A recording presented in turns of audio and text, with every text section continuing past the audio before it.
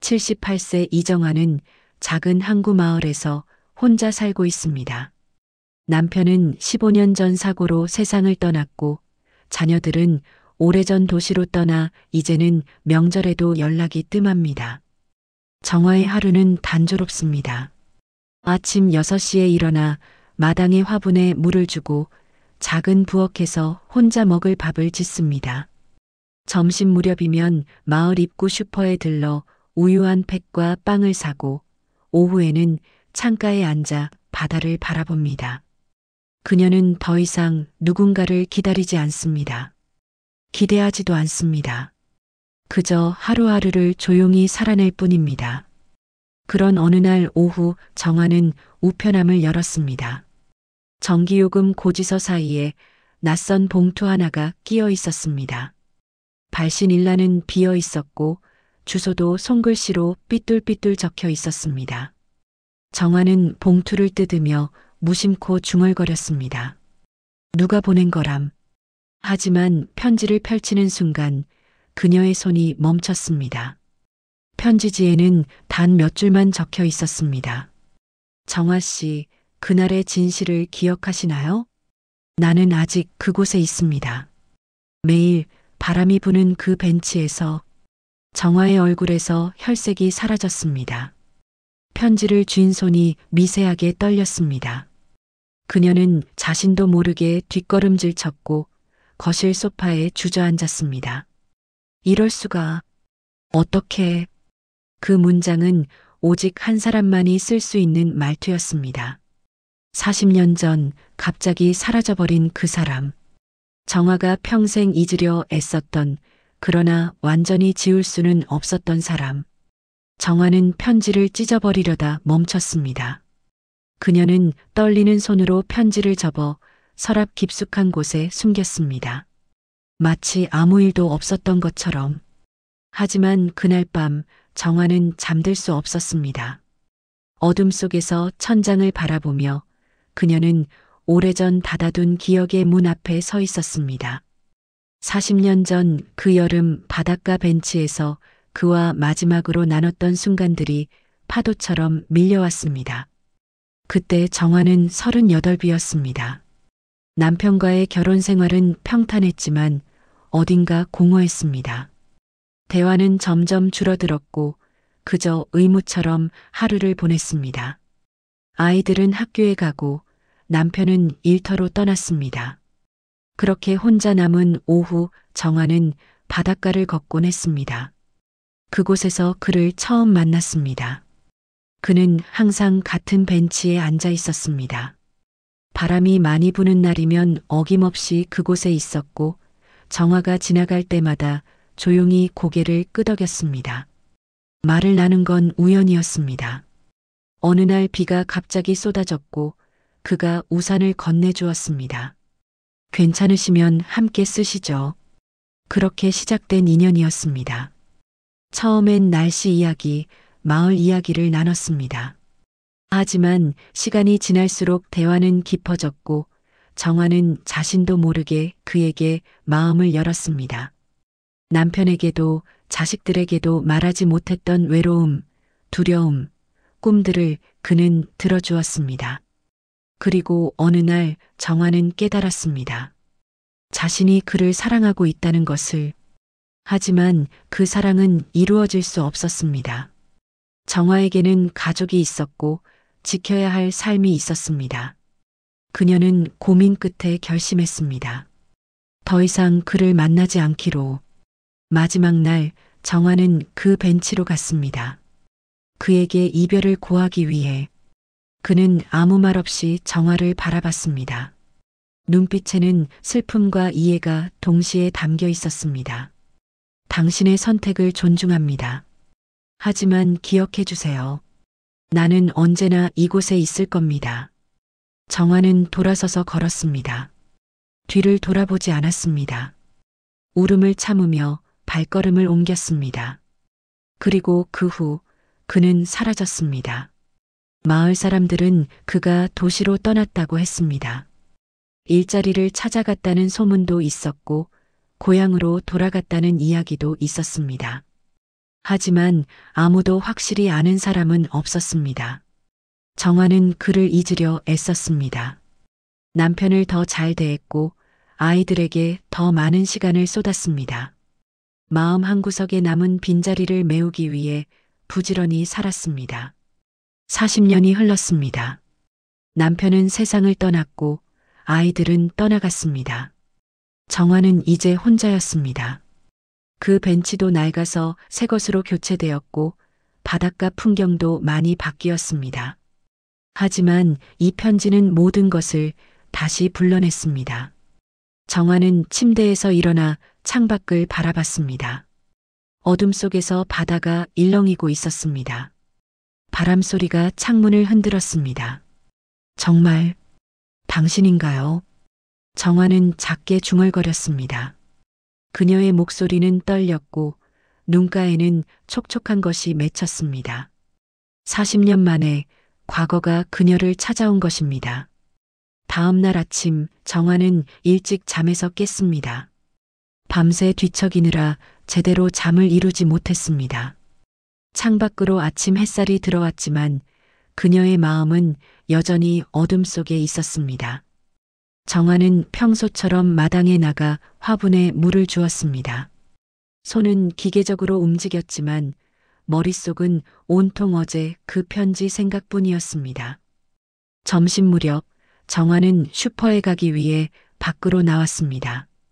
우편함을 지나치려는 순간 그녀의 발걸음이 멈췄습니다. 혹시나 하는 마음에 우편함을 열었습니다. 그리고 그곳에 또 다른 편지가 있었습니다. 정화의 심장이 빠르게 뛰기 시작했습니다. 떨리는 손으로 편지를 꺼내 집 안으로 돌아갔습니다. 거실 소파에 앉아 한참을 망설이다가 천천히 봉투를 뜯었습니다. 나는 아직 그곳에 있습니다. 매일 바람이 부는 그 벤치에서 당신이 처음 우산을 함께 쓰자고 했던 그날을 기억합니다. 비가 내리던 5월의 오후였죠. 당신은 젖은 머리를 쓸어 넘기며 웃었습니다. 정화는 편지를 읽으며 숨이 막혔습니다. 그 기억은 너무나 선명했습니다. 40년이 지났지만 그날의 빗소리, 우산 아래서 맡았던 그의 냄새, 함께 걸었던 길까지 모두 생생했습니다. 편지는 계속되었습니다. 당신은 내게 말했죠. 남편과의 결혼은 사랑이 아니라 의무였다고. 아이들은 사랑하지만 당신 자신은 점점 사라져가는 것 같다고. 나는 그때 당신의 손을 잡았습니다. 당신은 울었고 나도 울었습니다. 정화는 편지를 든 손을 부들부들 떨었습니다. 이것은 아무도 알 수 없는 비밀이었습니다. 그 누구에게도 말하지 않았던 오직 두 사람만의 기억이었습니다. 편지의 다음 장을 넘겼습니다. 당신이 마지막 날 내게 말했던 것도 기억합니다. 미안해요. 하지만 나는 돌아가야 해요. 가족이 있어요. 나는 이해한다고 했습니다. 당신의 선택을 존중한다고 했습니다. 하지만 정화 씨, 나는 물었어야 했습니다. 당신이 정말 행복할지를. 정화의 눈에서 눈물이 흘러내렸습니다. 그녀는 40년 전 그날을 떠올렸습니다. 그와 마지막으로 헤어지던 날 그녀는 정말 돌아서서 걸었습니다. 뒤를 돌아보지 않았습니다. 만약 돌아봤다면 다시 그에게 달려갔을 것이기 때문입니다. 그 후 정화는 더욱 열심히 살았습니다. 좋은 아내가 되려고, 좋은 엄마가 되려고 노력했습니다. 남편에게 잘해주었고 아이들을 정성껏 키웠습니다. 그렇게 죄책감을 지우려 했습니다. 그를 잊으려 했습니다. 하지만 완전히 잊을 수는 없었습니다. 바람이 많이 부는 날이면 그 벤치가 보이는 해변 쪽으로는 가지 않았습니다. 5월만 되면 이유 없이 마음이 무거워졌습니다. 누군가 우산을 펼치는 소리만 들려도 가슴이 철렁했습니다. 편지의 마지막 부분을 읽었습니다. 당신은 올바른 선택을 했다고 생각하시나요? 가족을 지켰으니 옳은 일이었다고 믿으시나요? 하지만 정화 씨, 당신의 선택 때문에 누군가는 아직도 고통 속에 있습니다. 그것이 나인지 당신인지 아니면 다른 누군가인지 당신은 알고 계신가요? 정화는 편지를 무릎에 내려놓았습니다. 그녀의 온몸이 떨렸습니다. 내가 무슨 잘못을 한 거지? 정화는 작게 중얼거렸습니다. 그녀는 가족을 선택했습니다. 책임을 다했습니다. 그것이 옳은 일이라고 믿었습니다. 하지만 정말 그랬을까요? 정화는 결혼 생활을 돌아봤습니다. 남편과는 친밀하지 않았습니다. 서로 의무만 다했을 뿐 진정한 대화는 없었습니다. 아이들도 자라면서 점점 멀어졌습니다. 정화가 너무 완벽하려 했기 때문이었을까요? 너무 통제하려 했기 때문이었을까요? 정화는 어쩌면 자신이 가족을 위해 희생한 것이 아니라 도망친 것은 아니었을까 생각했습니다. 진정한 사랑이 두려워서 자신의 감정과 마주하기 싫어서 익숙한 삶으로 돌아간 것은 아니었을까요? 그날 저녁 정화는 식사를 거의 하지 못했습니다. 입맛이 없었습니다. 그녀는 창가에 앉아 바다를 바라봤습니다. 파도가 밀려왔다가 물러갔습니다. 마치 그녀의 기억처럼. 고통 속에 있다니. 그게 무슨 뜻일까? 정화는 편지의 마지막 문장을 계속 곱씹었습니다. 누가 고통 속에 있다는 걸까요? 그 사람일까요? 아니면 자신일까요? 정화는 문득 깨달았습니다. 지난 40년간 그녀는 단 한 번도 진정으로 행복했던 적이 없다는 것을. 늘 무언가에 쫓기듯 살았고 늘 죄책감에 시달렸습니다. 남편에게는 온전히 마음을 주지 못한 것에 대한 죄책감, 그 사람을 버린 것에 대한 죄책감, 자신의 감정을 속인 것에 대한 죄책감. 그녀는 누구도 제대로 사랑하지 못했습니다. 자신조차도. 밤이 깊어갔습니다. 정화는 잠들기 전 서랍에서 2통의 편지를 꺼내 다시 읽었습니다. 편지를 읽으며 그녀는 한 가지 확신했습니다. 이 편지를 보낸 사람은 그 남자가 맞습니다. 그리고 그는 무언가를 알고 있습니다. 정화조차 외면했던 진실을 말입니다. 내일도 편지가 올까? 정화는 두려우면서도 한편으로는 기다리고 있었습니다. 다음 편지를. 그리고 그 편지가 풀어줄 진실을. 창밖으로 바람소리가 들렸습니다. 마치 누군가 속삭이는 것 같았습니다. 정화는 눈을 감았습니다. 그리고 40년 전 그 벤치로 돌아갔습니다. 기억 속에서라도 그와 다시 만나기 위해. 사흘이 지났습니다. 정화는 매일 아침 우편함을 확인했지만 더 이상 편지는 오지 않았습니다. 그녀는 안도하면서도 동시에 실망했습니다. 편지가 오지 않으니 마음이 편해야 하는데 오히려 더 불안했습니다. 그러던 어느 날 오후 대문 앞에 낯선 차 한 대가 섰습니다. 정화는 창문 너머로 차를 바라봤습니다. 차에서 2 사람이 내렸습니다. 큰아들 현우와 손녀 소연이었습니다. 정화는 급히 현관으로 나갔습니다. 현우와 소연이 짐을 들고 다가왔습니다. 어머니, 오랜만입니다. 현우의 목소리는 건조했습니다. 반가움보다는 의무감이 느껴졌습니다. 소연은 할머니를 보며 밝게 웃었습니다. 할머니, 보고 싶었어요. 정화는 반가우면서도 긴장됐습니다. 아들과 손녀가 갑자기 찾아온 이유가 궁금했습니다.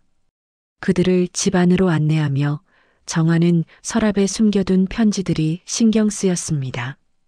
거실에 앉자 현우가 먼저 말을 꺼냈습니다. 어머니, 이제 혼자 사시기 힘드시잖아요. 요양원은 어떠세요? 아니면 제 집 근처로 오시던가. 정화는 예상했던 말이었습니다. 현우는 늘 현실적이었습니다. 감정보다는 효율을 따졌습니다. 그리고 이 집, 정리해야 할 때가 됐어요. 더 늦기 전에 정리하는 게 서로 편해요. 정화는 아무 말도 하지 못했습니다. 자신이 평생 살아온 집을 정리하라는 말. 그것은 곧 자신의 삶을 정리하라는 뜻처럼 들렸습니다. 소연이 아버지를 말렸습니다. 아빠, 그렇게 말하면 어떡해? 할머니도 생각이 있으시잖아. 현우는 한숨을 쉬며 자리에서 일어났습니다. 나는 바람 좀 쏘고 올게. 소연아, 할머니랑 얘기 좀 해. 현우가 밖으로 나가자 거실에는 정아와 소연만 남았습니다. 소연은 할머니 옆으로 다가와 앉았습니다. 할머니, 괜찮으세요? 혹시 요즘 무슨 일 있어요? 정아는 고개를 저었습니다. 아니다, 괜찮아. 하지만 소연은 할머니의 표정에서 뭔가 다른 것을 읽었습니다. 할머니는 평소와 달라 보였습니다. 불안해 보였고 무언가를 숨기고 있는 것 같았습니다. 소연은 부엌에 가서 물을 따르다가 우연히 거실 서랍이 조금 열려 있는 것을 발견했습니다. 호기심에 서랍을 열어보니 낡은 편지 2통이 있었습니다. 소연은 주위를 둘러본 뒤 조심스럽게 편지를 꺼냈습니다. 첫 번째 편지를 읽기 시작했습니다. 정아 씨, 그날의 진실을 기억하시나요? 소연의 눈이 커졌습니다. 이것은 단순한 편지가 아니었습니다. 두 번째 편지를 읽으며 소연은 할머니에게 숨겨진 과거가 있다는 것을 알게 되었습니다. 정아가 부엌으로 들어왔고 소연이 편지를 읽고 있는 것을 발견했습니다. 정아의 얼굴이 하얗게 질렸습니다. 소연아, 그건... 소연은 천천히 편지를 내려놓고 할머니를 바라봤습니다. 할머니, 이게 뭐예요? 누가 보낸 거예요? 정아는 입술을 떨었습니다. 거짓말을 하려다가 멈췄습니다. 손녀의 눈빛이 너무 진지했습니다. 옛날 일이야. 오래전 일. 소연은 편지를 다시 집어들었습니다. 할머니, 혹시 누가 할머니를 괴롭히는 거 아니에요? 이거 협박 같은데. 정아는 고개를 저었습니다. 아니야. 협박은 아니고. 그냥. 정아는 말을 잇지 못했습니다. 어떻게 설명해야 할지 몰랐습니다. 40년 전의 사랑 이야기를, 그리고 자신이 숨겨온 비밀을. 소연은 스마트폰을 꺼내 편지의 내용을 검색하기 시작했습니다. 그녀는 편지에 나온 단서들을 하나씩 찾아봤습니다. 그러다가 마을 도서관 온라인 아카이브에서 오래된 신문 기사를 발견했습니다. 30년 전 마을에서 한 남자가 실종된 사건이 있었습니다. 그는 갑자기 사라졌고 수사는 미제로 남았습니다. 기사에는 마지막 목격자 명단이 있었습니다.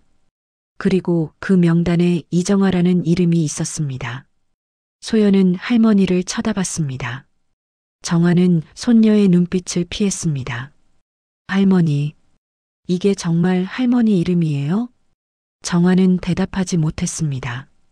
오랜 침묵 끝에 그녀는 천천히 고개를 끄덕였습니다. 소연은 충격을 받았습니다. 할머니가 실종 사건과 연관되어 있다니. 그리고 이 편지들은 그 사건과 관련이 있는 것 같았습니다. 할머니, 대체 무슨 일이 있었던 거예요? 정아는 소파에 주저앉았습니다. 더 이상 숨길 수 없다는 것을 알았습니다. 하지만 진실을 말하기에는 너무 두려웠습니다. 그때 현우가 밖에서 돌아왔습니다. 그는 거실의 무거운 분위기를 느꼈습니다. 무슨 일이야? 소연은 아버지에게 편지와 신문 기사를 보여줬습니다. 현우는 기사를 읽으며 얼굴이 굳어졌습니다. 어머니, 이게 도대체 뭡니까? 정아는 대답하지 못했습니다. 그녀는 그저 고개를 숙인 채 눈물만 흘렸습니다. 다음 날 소연은 혼자 마을을 돌아다니며 조사를 시작했습니다. 오래된 슈퍼 주인, 마을회관 관리인, 해변의 낚시꾼들에게 30년 전 일에 대해 물어봤습니다. 하지만 사람들은 모두 이상한 반응을 보였습니다. 누구는 기억이 안 난다고 했고, 누구는 갑자기 말을 돌렸습니다. 어떤 사람은 아예 대화를 거부했습니다. 그 일은 묻어두는 게 좋아. 건드리지 마. 한 노인이 소연에게 경고했습니다. 그의 눈빛에는 두려움이 있었습니다. 소연은 마을 전체가 무언가를 숨기고 있다는 것을 느꼈습니다. 30년 전 그날, 이 마을에서 무슨 일이 있었던 걸까요? 그날 저녁 소연이 집으로 돌아왔을 때 정화는 창가에 서서 바다를 바라보고 있었습니다. 할머니, 소연이 조용히 다가갔습니다. 정화는 돌아보지 않고 말했습니다. 소연아, 내가 알아내려고 하는 것들 아마 듣고 나면 할머니를 미워하게 될 거야. 소연은 할머니의 어깨에 손을 얹었습니다. 할머니, 저는 할머니를 믿어요. 무슨 일이 있었든 할머니에게는 이유가 있었을 거예요. 정화는 손녀의 손을 꼭 잡았습니다. 그리고 40년 동안 삼켜왔던 이야기를 꺼내기 시작했습니다. 다음 날 아침 정화는 다시 우편함에서 편지를 발견했습니다. 이번 편지는 이전과 달랐습니다. 협박도 그리움도 아닌 차갑고 명확한 진술이었습니다. 그가 떠난 것이 아니라 떠날 수 없었던 것입니다. 당신은 알고 계셨습니까? 그날 밤 무슨 일이 있었는지, 당신이 돌아선 그 순간 무슨 일이 벌어졌는지, 진실은 바다가 아니라 당신의 침묵 속에 묻혀 있습니다. 정화는 편지를 읽으며 온몸이 얼어붙었습니다. 그날 밤, 그녀가 마지막으로 그와 헤어진 그날 밤, 정화는 집으로 돌아왔고 남편과 아이들과 저녁을 먹었습니다. 평범한 하루였습니다. 하지만 그 다음 날 그는 사라졌습니다. 정화는 그저 그가 떠났다고 생각했습니다. 더 이상 이 마을에 머물 이유가 없으니 떠났을 거라고. 하지만 마을에서는 곧 소문이 돌기 시작했습니다. 실종 신고가 들어왔고 경찰이 조사를 시작했습니다. 정화는 마지막 목격자 중 한 명으로 진술했습니다. 그날 오후 벤치에서 그와 이야기를 나눴다고. 하지만 다른 것은 말하지 않았습니다. 그들 사이의 관계를, 그와 나눴던 깊은 대화들을, 그녀가 느꼈던 감정들을 숨겼습니다. 경찰은 더 이상 조사를 진행하지 않았습니다. 증거도 없었고 사건의 실마리도 없었습니다. 결국 미제 사건으로 남았고 시간이 지나며 사람들의 기억에서 잊혀졌습니다. 하지만 정화는 잊지 못했습니다. 그녀는 늘 궁금했습니다. 그가 어디로 갔을까? 잘 살고 있을까? 혹시 자신을 원망할까? 그런데 이 편지는 다른 진실을 말하고 있었습니다. 그가 떠난 것이 아니라 떠날 수 없었다니. 그게 무슨 의미일까요? 정화는 거실로 내려갔습니다. 소연과 현우가 이미 깨어 있었습니다. 정화는 세 번째 편지를 식탁 위에 놓았습니다. 이걸 읽어봐. 현우가 편지를 집어 읽기 시작했습니다. 그의 얼굴이 점점 굳어졌습니다. 소연도 함께 읽었습니다. 어머니, 이게 무슨 뜻입니까? 떠날 수 없었다니? 정화는 깊은 숨을 들이쉬었습니다. 이제 더 이상 숨길 수 없다는 것을 알았습니다. 앉아라. 내가 이야기해 줄게. 정화는 천천히 40년 전 이야기를 꺼냈습니다. 외로웠던 결혼 생활, 바닷가에서 만난 그 남자, 점점 깊어진 감정들, 그리고 마지막 선택의 순간. 현우는 어머니의 이야기를 들으며 점점 화가 났습니다. 그래서 어머니는 그 남자와 아버지를 배신한 겁니까? 정화는 고개를 저었습니다. 배신은 아니었어. 우리는 단지 서로를 이해했을 뿐이야. 이해요? 그게 변명이 됩니까? 현우의 목소리가 높아졌습니다. 그는 자리에서 벌떡 일어났습니다. 아버지는 평생 어머니를 위해 일하셨어요. 우리를 키우느라 고생하셨고요. 그런데 어머니는 다른 남자를 사랑했다는 거잖아요. 정화는 아무 말도 할 수 없었습니다. 아들의 말이 맞았습니다. 남편은 평생 성실하게 가족을 위해 살았습니다. 그런데 정화는 그에게 온전히 마음을 주지 못했습니다. 우리 가족을 위해 하지 않았다면 도대체 누구를 위해 숨겼던 거야? 현우의 목소리에는 배신감이 묻어났습니다. 그는 어머니가 완벽한 사람이라고 생각했습니다. 헌신적이고 책임감 있고 강한 사람. 하지만 지금 눈앞의 어머니는 그가 알던 사람이 아니었습니다. 소연이 아버지를 말렸습니다. 아빠, 그만해요. 그녀는 할머니 옆으로 다가가 앉았습니다. 할머니, 괜찮으세요? 정화는 손녀의 손을 꼭 잡았습니다. 소연은 할머니를 바라보며 말했습니다. 사람은 누구나 한 번쯤 숨기고 싶은 과거가 있어요. 완벽한 사람은 없어요. 할머니도 그냥 사람이었던 거잖아요. 소연의 말에 정화는 눈물을 흘렸습니다. 손녀의 따뜻한 이해가 오히려 더 가슴 아팠습니다. 현우는 창밖을 바라보며 말했습니다. 그래서 이제 어쩌려고 그러십니까? 그 편지들은 계속 올 텐데. 그리고 그 사람은 진짜로 살아있는 겁니까? 정화는 고개를 저었습니다. 모르겠어. 하지만 어쩌면 살아있을지도 몰라. 소연이 물었습니다. 할머니, 그날 밤에 정말 아무 일도 없었어요? 혹시 할머니가 모르는 일이 있었던 건 아니에요? 정화는 그날 밤을 떠올렸습니다. 그녀는 집으로 돌아왔습니다. 하지만 그 후 무슨 일이 있었는지는 몰랐습니다. 혹시 그날 밤 다른 일이 있었을까요? 정화는 문득 기억났습니다. 그날 밤 남편이 늦게 들어왔습니다. 평소보다 훨씬 늦은 시간이었고 옷이 약간 젖어 있었습니다. 정화가 물어봤을 때 남편은 일이 늦게 끝났다고만 했습니다. 정화는 그때는 별 생각 없이 넘어갔습니다. 하지만 지금 생각해보니 혹시? 아니야, 설마. 정화는 고개를 저었습니다. 하지만 의심은 점점 커졌습니다. 남편은 그녀가 누군가를 만난다는 것을 알고 있었을까요? 그날 밤 남편이 늦게 온 것과 그 남자의 실종이 연관이 있을까요? 현우가 물었습니다. 뭐가 설마예요? 정화는 떨리는 목소리로 말했습니다. 너희 아버지 혹시 알고 있었을까? 거실에 침묵이 흘렀습니다. 모두가 같은 생각을 했습니다. 만약 정화의 남편이 그녀의 비밀을 알았다면, 그리고 그날 밤 무슨 일이 있었다면, 소연이 조심스럽게 물었습니다. 할머니, 할아버지가 질투가 심한 분이셨어요? 정화는 고개를 끄덕였습니다. 그 사람은 자기 것을 절대 놓치지 않았어. 가족도 명예도 체면도.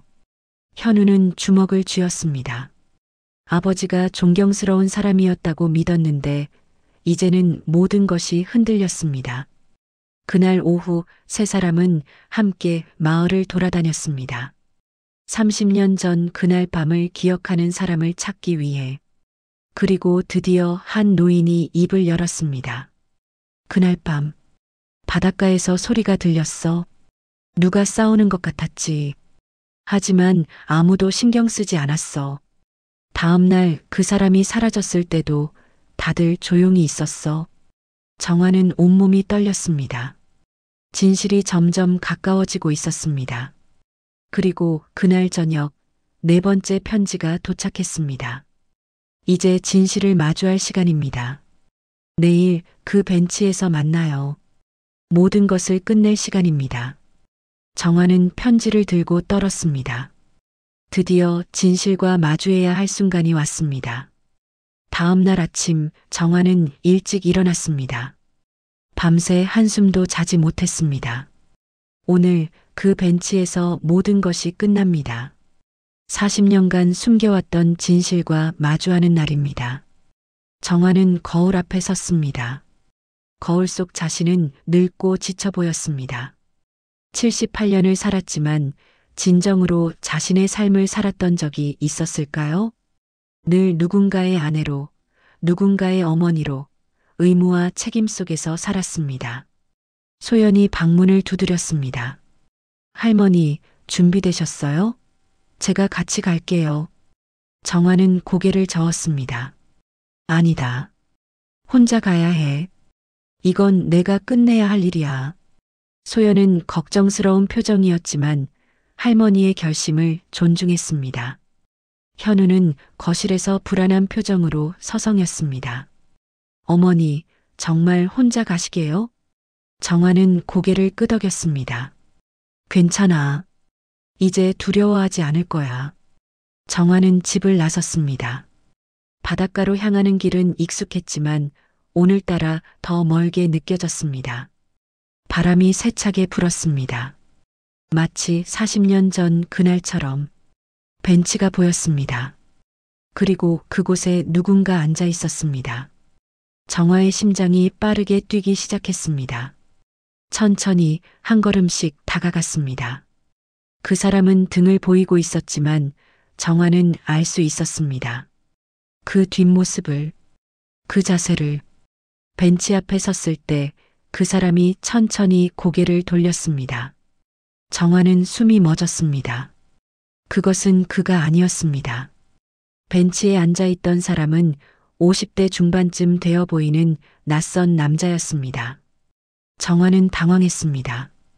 당신은 누구십니까? 남자는 천천히 일어나며 말했습니다. 저는 민준이라고 합니다. 이진수의 아들입니다.